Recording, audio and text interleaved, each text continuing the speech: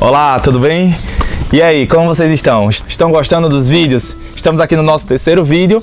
Falamos no último vídeo em relação à questão da sustentabilidade e como isso impacta nos nossos negócios, mas isso é fato, tá, gente? A gente não esgotou o tema. Vamos retomar esse tema várias vezes nos nossos próximos vídeos, porque ele é pilar fundamental de todo o embasamento que a gente quer passar para vocês. Mas eu vou pular um pouquinho, vamos começar a pincelar vários temas só para a gente começar a criar terreno fértil. Eu quero criar em vocês esse terreno fértil e plantar várias sementinhas para que a gente consiga frutificar essa terra com as ideias certas. E aí a gente vai falar um pouquinho sobre modelos econômicos, também de forma muito pincelar, e vamos retomar ele no momento a posteriori. O primeiro que eu queria tomar, e aí a gente vem vivendo uma crise terrível. Aqui no Brasil, Ave Maria, vocês sabem, tudo muito alto. Tivemos recentemente impeachment, inflação na casa dos 2 dígitos, uma crise, batemos pico de desemprego. Bom, o certo foi a maior crise que o Brasil já viveu no tempo moderno. Mas aí a gente percebe, essa crise, ela é unicamente do Brasil? A gente pensando um pouquinho, a gente vai chegar à seguinte conclusão: essa crise, na verdade, ela é reflexo de outra crise. Uma crise que especificamente aconteceu ou teve o seu ponto de emissão nos Estados Unidos em 2008, conhecida como a crise dos subprimes, que aí culminou na falência do banco Lehman Brothers lá nos Estados Unidos. E essa crise de 2008, ela foi a crise mais forte que já tivemos na sociedade pós-moderna. O que a gente pode criar de ponto de link é uma crise que aconteceu lá atrás, ainda na Idade Moderna, em 1929, que foi conhecida como crash da Bolsa de Valores de Nova York. Engraçado, também Nova York. É interessante observar que em 1929, essa crise, que foi uma crise muito forte no mundo moderno naquela época, ela foi solucionada por um outro rapaz, um ex-presidente americano chamado Franklin Delano Roosevelt. E ele colocou em ação um negócio chamado New Deal. A gente descobriu que a crise de 1929, ela não foi uma crise única e exclusivamente dos commodities. A gente pode perceber que ela foi uma crise de modelos econômicos. Porque até aquele momento, os Estados Unidos estavam colocando em prática um modelo de um economista chamado Adam Smith, que ele teve sua obra-prima chamada Riqueza das Nações, onde ele dizia o seguinte: olha, o mercado capitalista, ele deve correr livre, com mínima interferência do governo. E a mão invisível do mercado, ela mais ou menos vai regular. Adam Smith, ele falava basicamente o seguinte: olha, gente, se a gente tem mão de obra farta no mercado, é natural que o quê?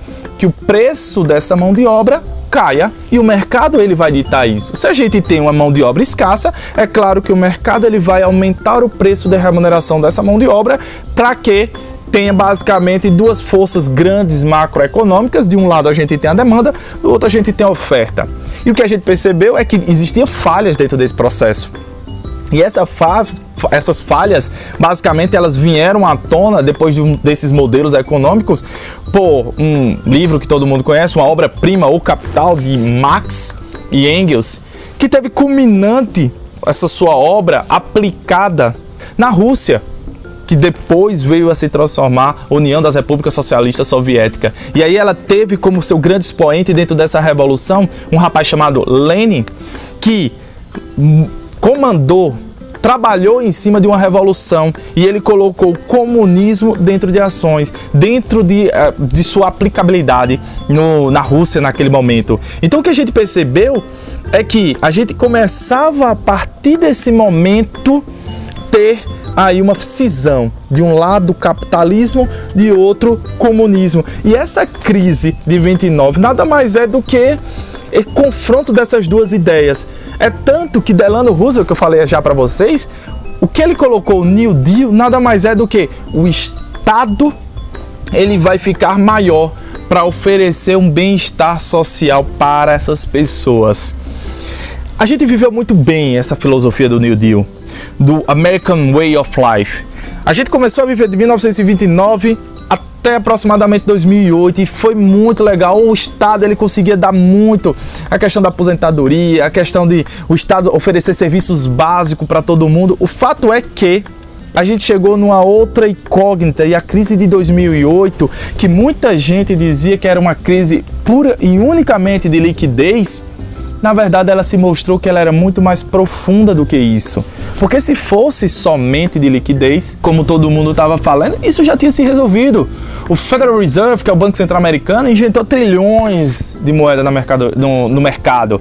O BC, o Banco Central Europeu, o BCE, colocou bilhões e trilhões também no mercado europeu. O fato é que a crise ela não passou em sua plenitude. A gente ainda tem mercados, por exemplo, Espanha, que está com altas taxas de desemprego. A gente está com Itália, que também está com altas taxas de desemprego e ainda não resolveu a crise. Gente, eu vou parar por aqui, senão o vídeo vai ficar muito longo. Eu tenho muita coisa para conversar com vocês. Então, eu vou parar por aqui. Vou pedir para que quem não se inscreveu, por favor, se inscreva no nosso canal. Dá lá uma curtida, deixa seu comentário e eu estou esperando vocês no próximo vídeo, que eu quero falar mais sobre essa questão de modelos econômicos, que também não vai se acabar no próximo, mas a gente vai comentando. Eu quero que vocês entendam como isso vai afetar a nossa vida, tá bom? Gente, até mais!